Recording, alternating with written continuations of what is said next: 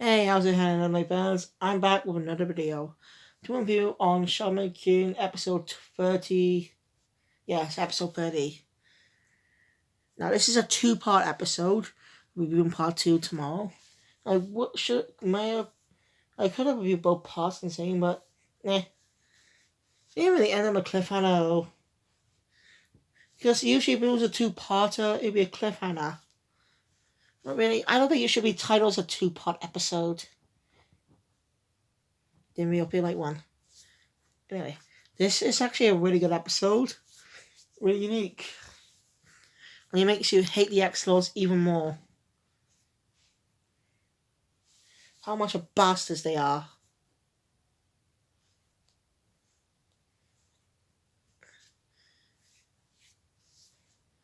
So let's get right to it. So the episode starts out with a monologue by Yo. Best view of red flowers or something. I can't remember what he said. I'm sorry. And that's where the opening kicks in. Alright, there's a real mistake in the subtitle translation there. There's a mistake in the subtitle translation about the timeline. I'll get to that in a bit though. So it continues where we left off 2 weeks ago. Well, 3 weeks ago actually. Yeah. So it continues where we left off.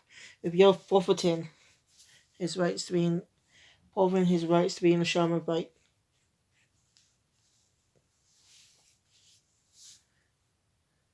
They are shocked. The guy with glasses. I always forget his name, I'm sorry. I really wish I could remember his name. If you remember his name, let me know in the comments below. And I'll just have to write it down, because I am terrible at remembering some of these names. Like, seriously, it's really, like for pretty cool, it took me a while to remember all the villains' names.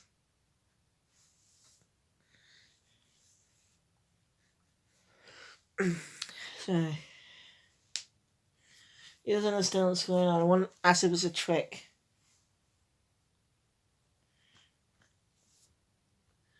Yo did what it says, so they had to heal Ren. I mean, agrees. Bill tells the ex-law guy with glasses, wait, I should remember his name, that Yo, that is how Yo does things, and that he did it all. He's doing this for a friend, and that if he doesn't heal Ren, if they don't heal Ren, he'll beat the living crap out of them.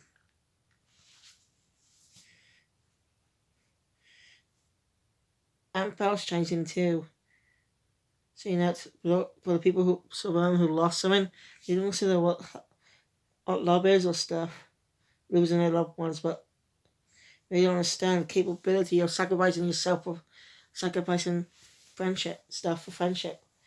So you know, Yo for sacrifice his rights to be in the Shaman fight to save a friend. Matt also chimes in that he'll never forgiven Yo if he had turned his back on Ren, and so he tells him he's proud, and they all walk off and leave.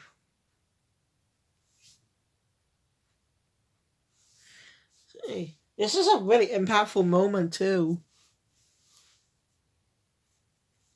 Like, this is a real impactful moment. I like it. We have a monologue by the old woman of the Parch tribe, saying that Yo has given up his hope, given up being a shaman fight, but dreams, they will continue. The other participants' dreams continue to grow with each passing staff. So yeah. Anyway, we could have a flashback to Anna arrives. There's an inner monologue with her after she arrived too late. You know, talk about Yo and stuff about when they first met, while she's playing rocks on the Oracle Bell. Then we cut back to a flashback to when Yo was 10. Alright, see, in the main series, as I mentioned before, because Yo was born in 1985, right?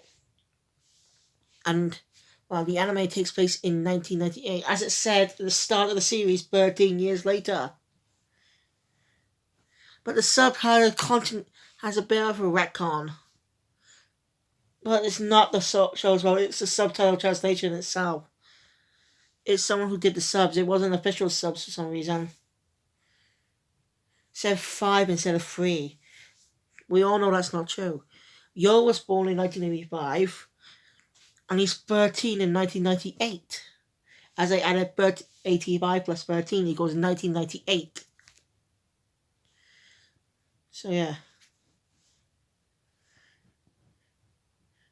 But for some reason, the sub said it was wrong. I mean, Yo would have been 15 if that was true, which is not, because Yo's still in middle school, and you only enter high school around 14 to 15 years old in Japan. That is. I don't know actually how I found that out. Can't remember. Anyway, Yo arrives home. Yeah. After Yo arrives home, his grandma tells him that he's already found his fiancée, which Yo is shocked. In his room, Ponchi and Koji make fun of him. Matsumoto tells him to stop and apologizes to Yo about their behavior. Yo says it's fine, they're always like this. But they're interrupted by a mysterious voice telling him, saying to Yo that, well, some stuff and that he'll be accompanying him. They'll tell him to go see her. He's shocked about the talking cat. Is his cat. But Tamao tells him it's the ghost. His name.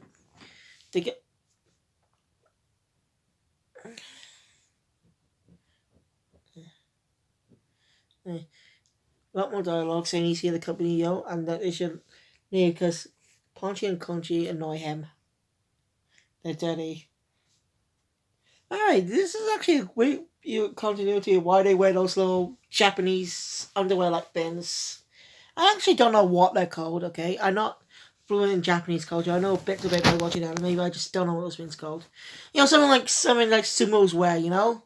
Something like that. You know?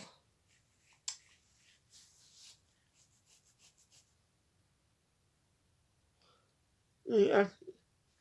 After I said, he kind of insults them. That pisses them off. They actually mentioned to be dead for 400 years.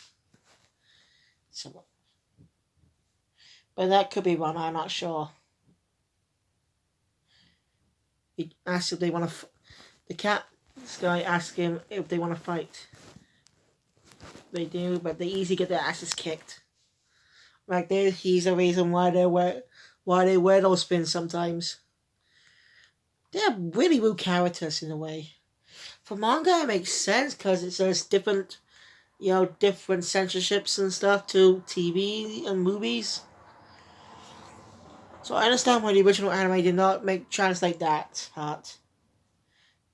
They were very dirty. So, I don't know, I'm just not used to it, in my opinion. There's nothing wrong with it, it's just me. For me, though, it's weird. You can't This girl's introducing themselves as Matamune, who's been serving the Asakura family for centuries.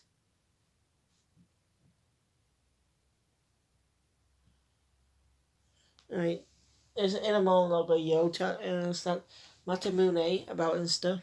He's been serving the Asakura family. He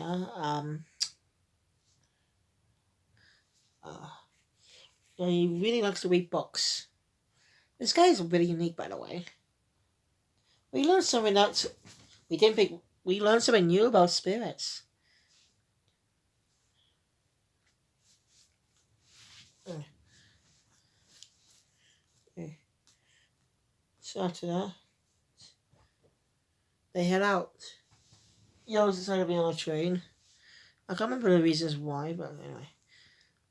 So, Matamune asks a personal question to Yo. If he has any friends. Now, if you remember, we know about this already. Thanks to during episode 3. No, no, from episode 7 when we introduced to Faust. So he meant as the first human friend he ever made. That people in his village did not like him. That's a quick thing I want to mention, but there's also I'm not going to talk about the scene yet. But when Yo meets Anna for the first time, but yeah, I'm going to save that part really. Yeah, because I bought something, but I was wrong. It's just the way the poses were when they happened. Yeah. They arrive in a place. There's a lot more detail I forget. They mentioned something about a place in somewhere in Japan on an island. A special mountain that lost souls go. It's a link between the spirit world and the human world. That Matamune has been places for the places in the past few centuries, and like the last time we saw, we also so anyway.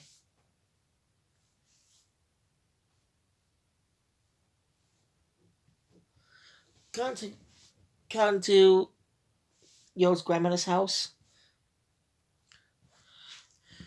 She's signing an annoyance that the girl we all by the way we all know who this is by the way because it's not really a secret who it is because well we all know so I'm not gonna stop I'm I mean I'm gonna mention her name.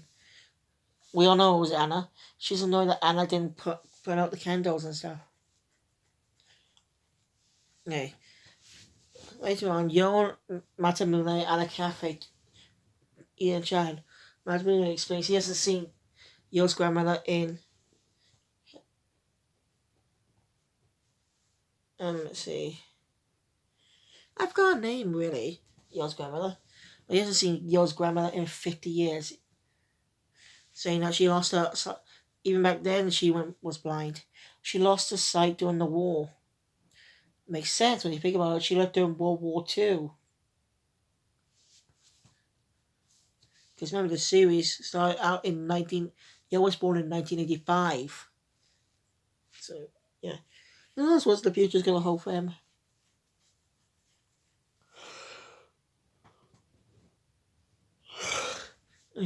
Mattingly gives Yo some advice before leaving. See the bolt of his heart, and that's coming from the guy who participated in the last Shaman fight 500 years ago. Surprised he's participated in a Shaman fight. By the way, it's a little early on that monologue that he was kind of, that Matamune was kind of Yo's first spirit ally, but in name. Which was interesting.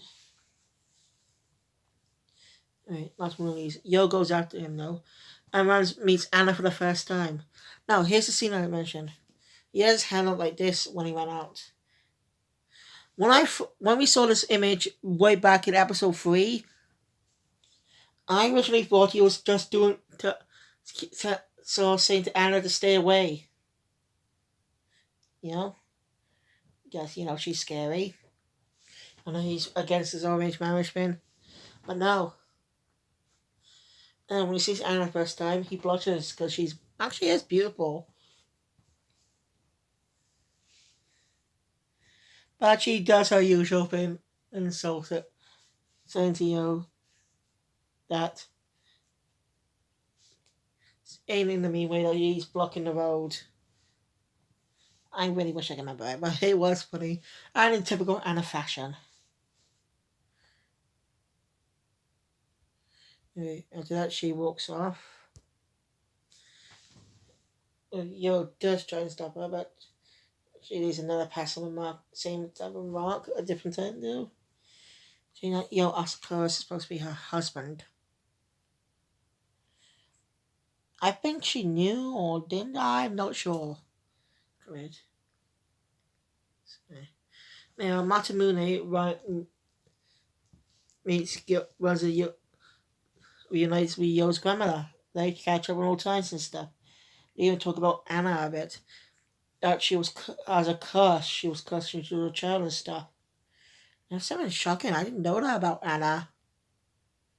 We don't know much about her family life, actually. All I know is she was trained by Yo's grandmother to be an Itako. There's also a whole scene with Tamao and Miki about talking about where where many of Yo's grandmother's disciples live. I forgot to mention that, but it was an interesting scene.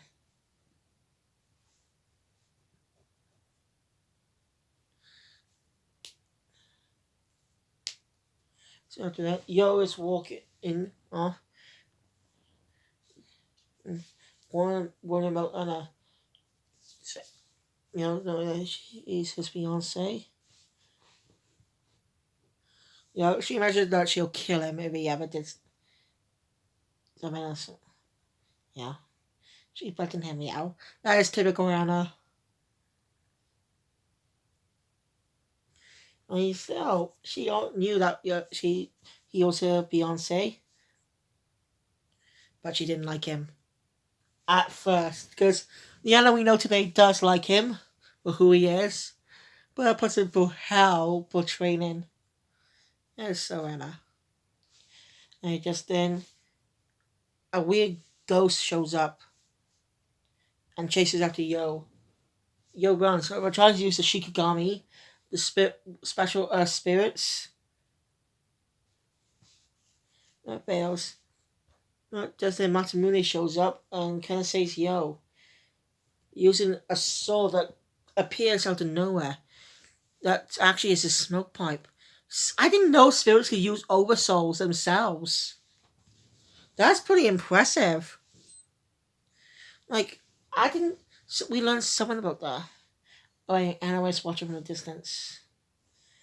There's an inner monologue by Yo about he did that stuff about Matamune and stuff that back then he didn't understand much about oversouls, but that a spirit can actually use an oversoul in cells. That's impressive. Can't Miyamoto do that? That's pretty interesting fact. Yep, so by the way, credits are playing at the same time. And I like how the episode is. Instead of the usual orange title cards that appear during the start of the episode after the opening, not on a big, not just on a screen with no moving images, just title cards again. No, I mean like on the ground, like some other shows where title card appears when images are moving. Instead of that though, after the wrong guy, the guy who got excellent glasses say, "Is this some kind of game, Asakura?" And it cuts to it. He says that to himself though, and then it cuts to the title card saying episode 30, with black screen and white writing. That's pretty unique and different. But anyway, the episode ends with a line, the title of the episode besides parts. And again, this doesn't really need to be called a parter, because really not really much of a cliffhanger. I guess anime not really used to doing parters. But really, it really bugs me. Because really, they should just retitle the episode. Hey, that's it for the review. If you like my video, hit the thumbs up button. If you want to see more on this channel, subscribe and click the notification bell. It's free, you can always change your mind later. And if you want to know more, I got manga reviews. I got my own, I review manga as well, so go check out my manga channel, The Pirate King. Or the game channel I got, where I review games, not play them. Wrestling Gamer, which I like much better, by the way. So go check either one of those out. Or check out my main channel where we only got that many videos on there right now, but plan to do more reviews. But yeah, I got more anime reviews coming out. But I just finished watching the 7 Deadly Sins today. Technically today, because it's really early, 1 in the morning. But I finished watching the last season and the 2 movies. And I enjoyed it. It was a really good story, and I can't wait for its upcoming sequel movie. So prepare for that. I'll be doing a review on each arc soon. It'll be fun to rewatch the series. Because I really enjoyed it, and I really want to rewatch it from the beginning. With a really happy ending. But we'll talk about more about that soon. The first arc's only 2 episodes, so I'll review that. So thank you guys. I'll see you all next time. Phoenix out.